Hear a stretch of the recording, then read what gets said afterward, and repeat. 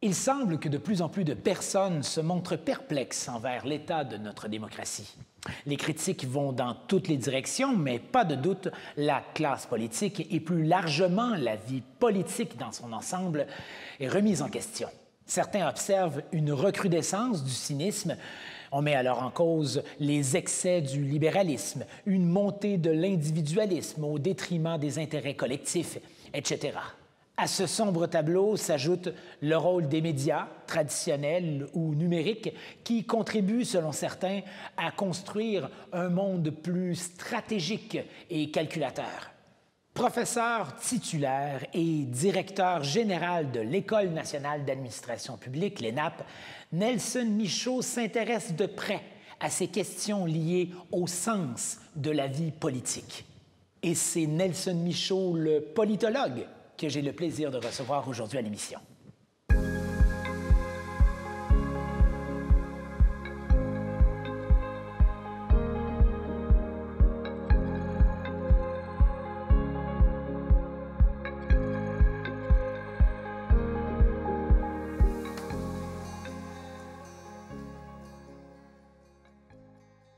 Nelson Michaud, merci beaucoup d'avoir accepté cette invitation. Merci de l'avoir invité. C'est un grand plaisir d'être ici. Monsieur Michaud, ma première question est on ne peut plus large. Mais je pense qu'il faut tout de même se la poser. La politique est-elle en train de perdre son sens? Ce que je veux dire, c'est est-ce que cette idée de la politique comme lieu de conciliation et d'intérêt commun est complètement dépassée? C'est-à-dire de concevoir la politique comme un lieu de conciliation est peut-être pas dépassé, mais probablement plus erroné. Okay. Oui, parce que la politique, c'est un jeu de pouvoir, d'abord et avant tout. Donc, c'est la reine idéale pour des débats. Les consensus viendront après. Mais il faut d'abord et avant tout penser les choses et confronter les manières dont on perçoit le monde, dont on voit l'avenir d'une collectivité. Et c'est ça qui est le jeu politique. Donc, si on veut commencer par le consensus ou voir le consensus immédiatement, on fait souvent fi du débat. Et c'est là où est-ce que la perception qu'on a de la politique peut nous décevoir. Parce que si on s'attend à une chose alors que la réalité est intrinsèquement différente, bien, à ce moment-là, il y a une déception naturelle qui survient.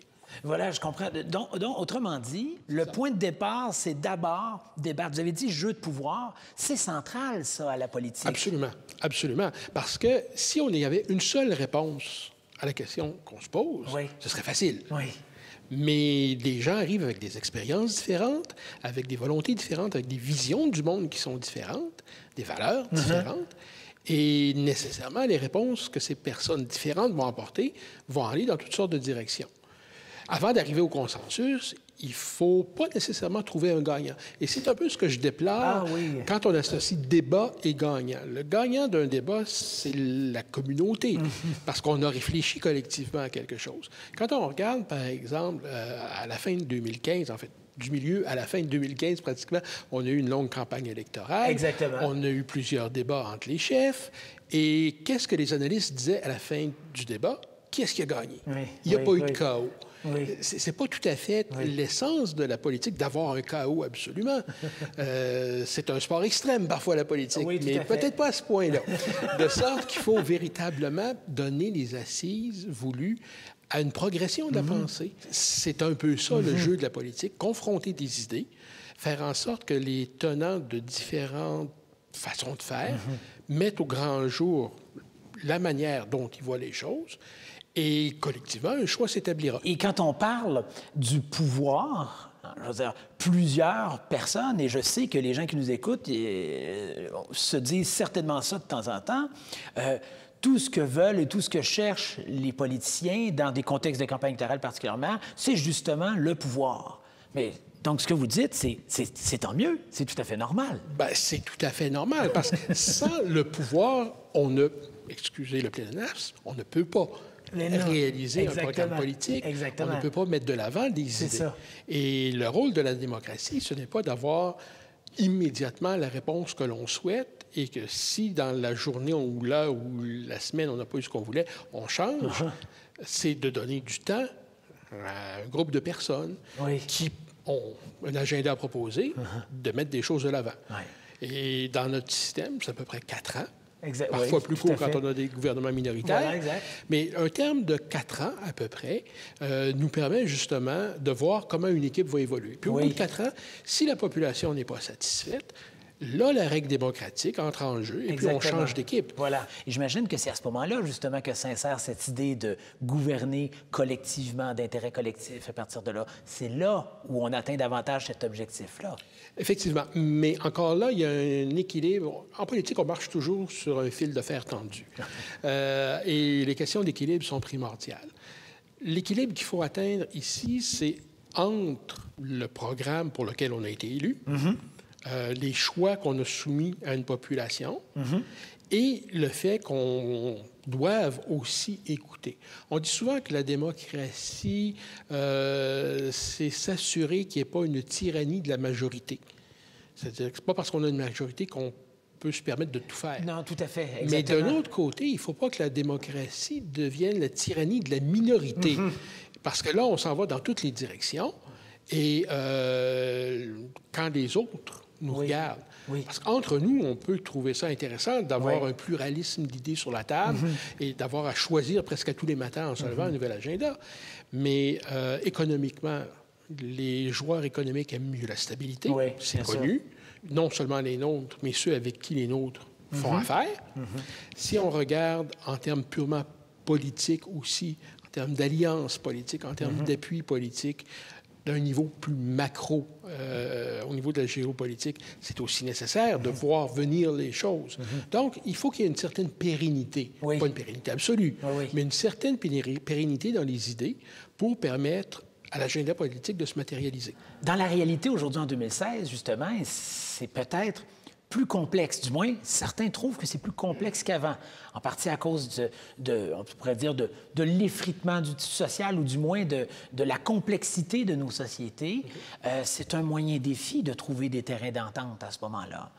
C'est un très, très grand défi pour plusieurs raisons. La première, je pense, est très, très, très en lien avec le fait que, de nos jours, qui a véritablement l'autorité?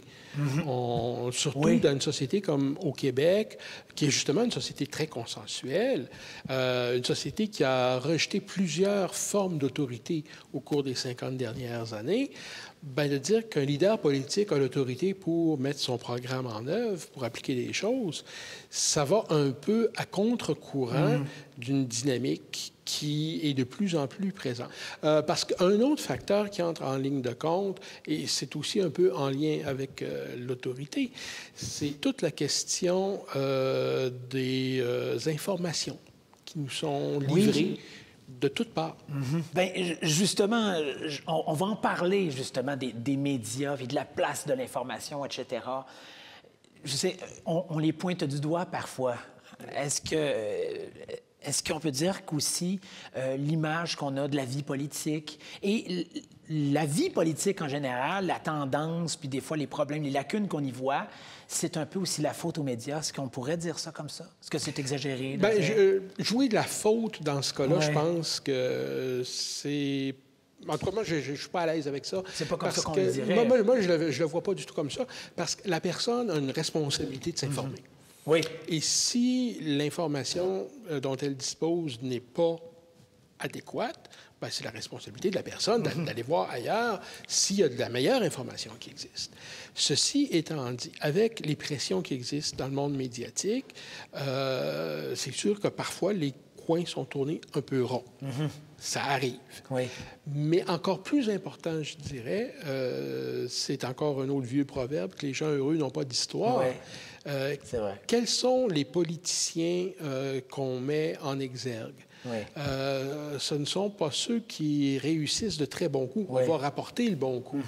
Mais peut-être par peur de vouloir jouer l'ami trop près du politicien, garder son sens critique, peu importe, on n'insistera pas nécessairement. Mais si un politicien se met les pieds dans les plats ou encore pire dans la bouche, on va avoir l'occasion de le voir en boucle. Ça va être critiqué. Il va y avoir des exégètes qui vont tenter de tout expliquer. Et l'accumulation de ces choses-là va mettre une emphase sur le côté au mieux plus burlesque de certains comportements et au pire plus dommageable d'autres comportements. Et c'est l'accumulation de ça. Bien sûr. Alors, dire que c'est la faute des médias, c'est couper court en soi. Oui, et ça remet justement, on retourne presque au début de l'entrevue, les choses en perspective entre ce que certains vont appeler la politique versus le politique. Donc, je veux dire, ce qu'on voit, ce qu'on perçoit à travers le petit écran, les médias sociaux qui sont maintenant omniprésents dans nos vies, c'est une chose, mais tout ce qui se passe en arrière, qui peut être aussi politique, qu'on ne voit pas beaucoup, c'est la majorité de ce qu'on peut appeler aussi politique, non? C'est un peu la pointe de l'iceberg, ce qu'on voit à la télé. Quand les politiciens font du bon travail, réussissent à régler des dossiers, c'est très rare qu'on va en entendre parler. Oui. Une image qui me peine toujours, c'est quand les chambres, que ce soit l'Assemblée nationale ou la Chambre des communes à Ottawa, cessent leurs travaux, que les politiciens rentrent dans leur circonscription. Très souvent, on va entendre que les politiciens s'en vont en vacances. Oui. Je vous mets au défi d'être député d'un jour et de suivre votre député dans ses déplacements dans la circonscription. Et on est très loin du camp de vacances. Oui. Ce sont des gens qui travaillent des heures de fou, qui se donnent. La plupart des politiciens, la très, très grande majorité, ils vont pour servir une population et pour défendre des idées. Oui. Là où il faut faire une autre distinction, à mon avis, c'est entre la politique et la partisanerie. Et les partis politiques sont des outils d'agrégation d'idées à toute fin pratique. Oui. Mais lorsque le parti politique ferme ses œillères et considère qu'il n'y a rien d'autre de bon que ce qu'il a décrit dans sa propre vulgate, bien, à ce moment-là, ça devient de la partisanerie. Et ça peut entacher beaucoup la crédibilité qu'on accorde aux politiciens. Ça peut occuper beaucoup d'espace. Oui. Et honnêtement, je me mets, encore une fois, à la place des gens qui nous regardent et nous écoutent. Et je m'inclus, bien sûr, là-dedans, parce que et ça date bien avant les médias sociaux. Les hommes et les femmes politiques ne trônent pas au sommet en termes de crédibilité, de confiance, tout ça. Pourquoi? Pourquoi est-ce que c'est comme ça depuis des années? Pourquoi est-ce qu'on a tant de misère avec cette profession-là? En grande partie, c'est dû à certains des éléments qu'on a évoqués tout à l'heure, le fait aussi que la route la plus courte en politique, et ça, on a hérité ça beaucoup des Américains, c'est le dénigrement. Plutôt que de faire valoir ses propres bons coups, ses propres bonnes idées, ça va beaucoup plus vite se retourner vers l'adversaire et montrer comment il ne peut pas faire ci, comment il est incapable de faire ça, comment il s'est démenti sur tel ou tel sujet. Ce qu'on voit beaucoup en campagne électorale depuis un certain temps. Là, en campagne électorale. Et qui pose problème à la population. Je vous ramène encore une fois à la campagne de l'automne 2015. Oui. Vers la fin de la campagne, on a vu ressurgir tout à fait. des feuillets, des tracts distribués qui mettaient l'accent sur ces choses-là. Tout à fait. Cependant, quand c'est ce qu'on garde à l'esprit, ça entache le métier de politicien. Oui. Donc, le niveau de confiance pris individuellement d'une personne envers son représentant ou sa représentante va souvent être teinté un peu par l'allégeance partisane, mais ceci étant dit, la plupart des gens vont avoir une perception beaucoup plus neutre lorsque vient le temps de faire appel entre guillemets, au professionnel qui est le politicien. Mais malgré tout, j'ai l'impression parfois que les politiciens eux-mêmes n'aident pas leur cause. Ce que je veux dire, c'est, et on entend fréquemment ça, sur les plateformes médiatiques, évidemment, des hommes et des femmes politiques, des élus, accuser l'opposition ou des adversaires politiques de faire de la politique sur le dos des gens, de faire de la politique sur tel et tel dossier pour, bien sûr, amener des votes ou des appuis, etc. Sous-entendu, vous faites quelque chose de répréhensible, et ce quelque chose de répréhensible-là, je l'appelle la politique. Oui. Un peu paradoxal, ça, quand même. Vous avez tout à fait raison. C'est un magnifique paradoxe. des gens qui se dévouent à la cause politique. Et qui le font eux-mêmes, qui sont élus, qui font de la politique. Exactement. Accuser les gens d'en faire. Oui.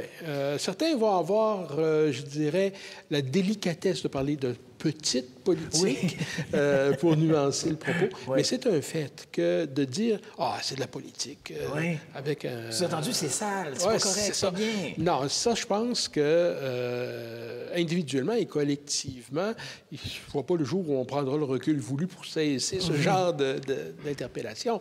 Mais ceci étant dit, la politique est là pour rester. La politique va demeurer un art plus qu'une science, d'abord.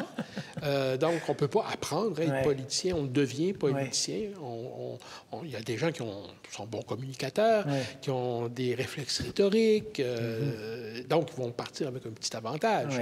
Mais la vie politique est suffisamment complexe et suffisamment exigeante que ce qu'on appelle communément l'apprentissage sur le tas se fait... au fur et à mesure des dossiers qu'on a à traiter. On a parlé de la responsabilité médiatique, bien sûr. On a parlé de la responsabilité des hommes et des femmes politiques.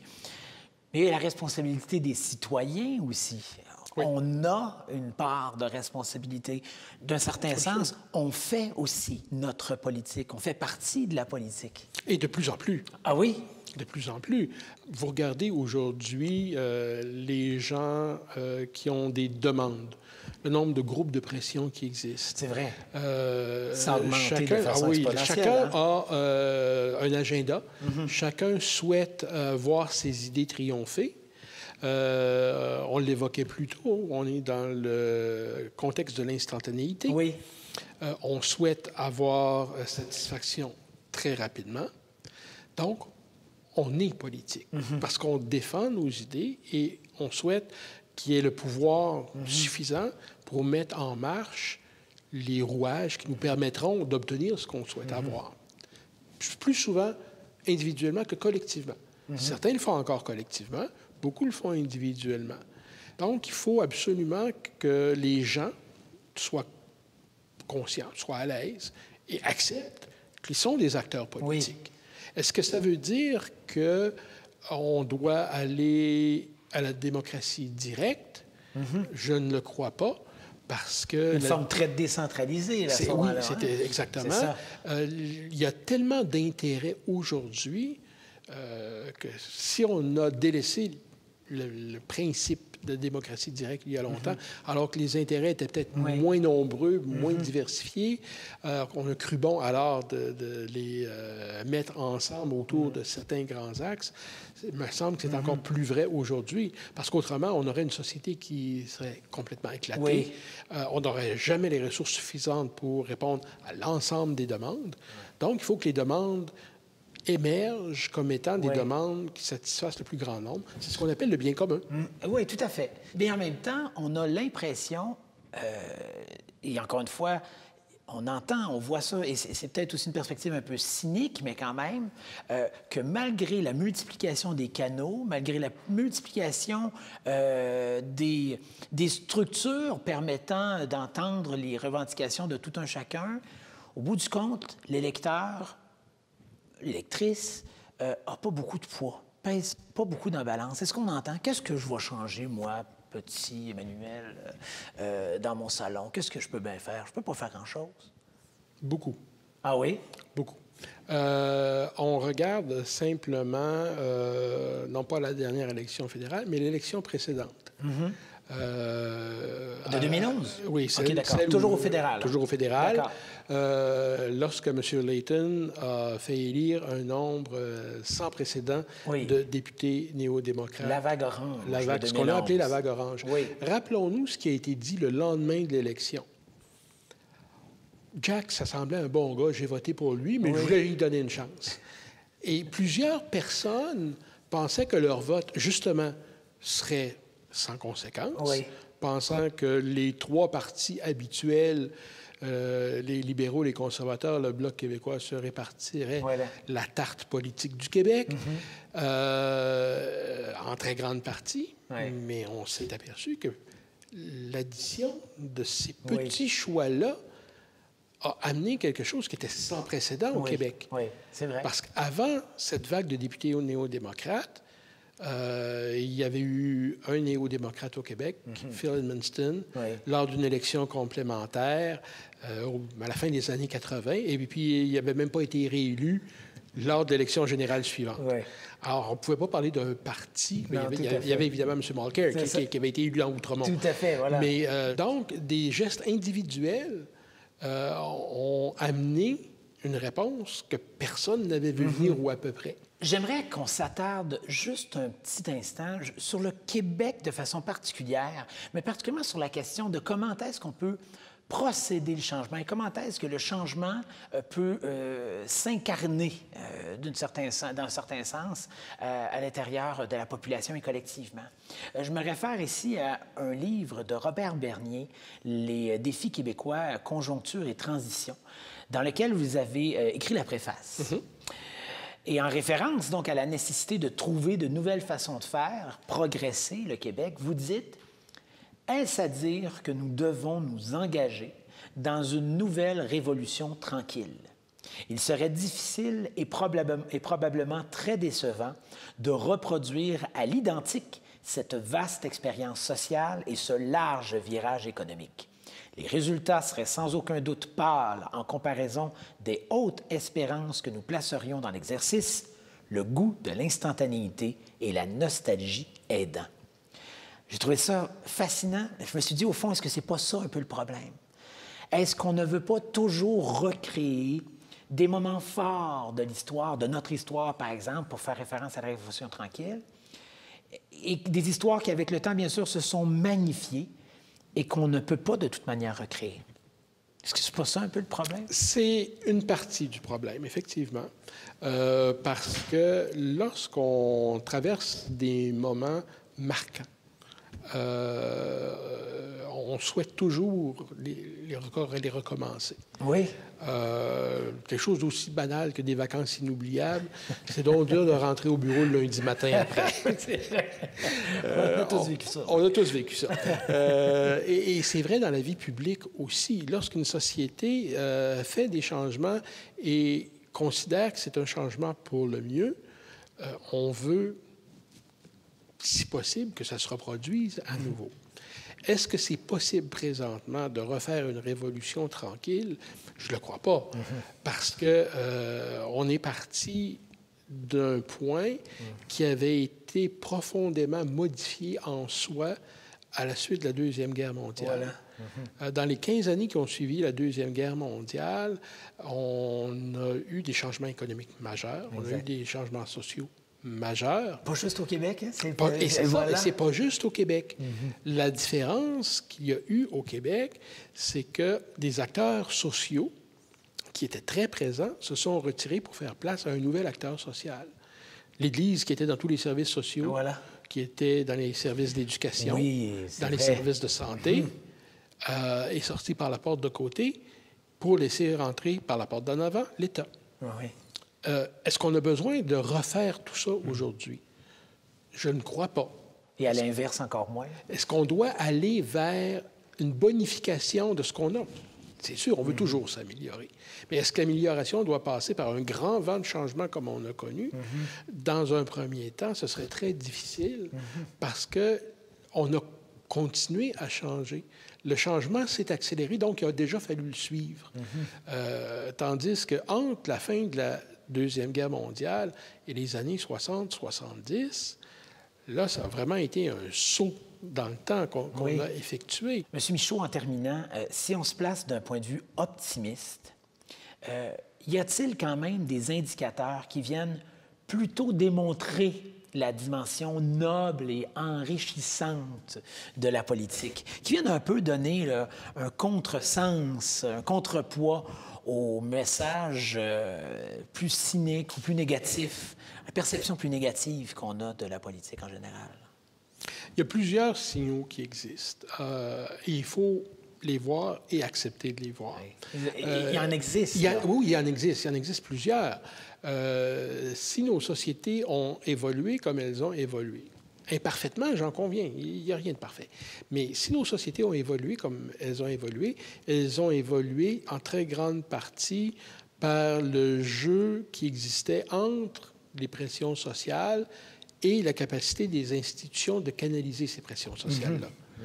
Et c'est le propre de la politique de traduire ces pressions sociales-là en éléments qui sont opérationnalisables à l'intérieur de nos institutions. Certains diront que nos institutions sont vieilles, sont désuètes, qu'on doit absolument les changer, on doit tout mettre au recyclage. Jadis, on aurait dit au rebut. Nos institutions politico-administratives sont un héritage en partie de la Grande-Bretagne, en partie des États-Unis. Notre Constitution a été modelée sur la Constitution américaine parce qu'il n'y a pas de Constitution écrite en Grande-Bretagne. Non, tout à fait. On s'est basé sur une Constitution écrite comme aux États-Unis. La France nous a légué notre droit civil. Donc, on est au centre d'une convergence. Un joyeux mélange, un savant mélange. Oui, oui, oui. C'est ça. Et le dosage de ce mélange-là, c'est fait à la pratique. Exactement. Est-ce qu'on a besoin de refonder ça? Non, c'est déjà fondé. Est-ce qu'on peut l'améliorer? Voilà. Bien sûr. Et il appartient justement aux gens qui s'intéressent à la politique, qui s'intéressent à améliorer le rôle de la politique dans nos sociétés, dans nos vies, dans notre quotidien, d'y consacrer le meilleur d'eux-mêmes. Bien, M. Michaud, on va bien sûr surveiller l'évolution de toutes ces réflexions-là et on compte sur vous, bien sûr, aussi, pour continuer de nous aiguiller en la matière. Merci beaucoup de votre passage à l'émission. Merci de l'invitation. Au plaisir.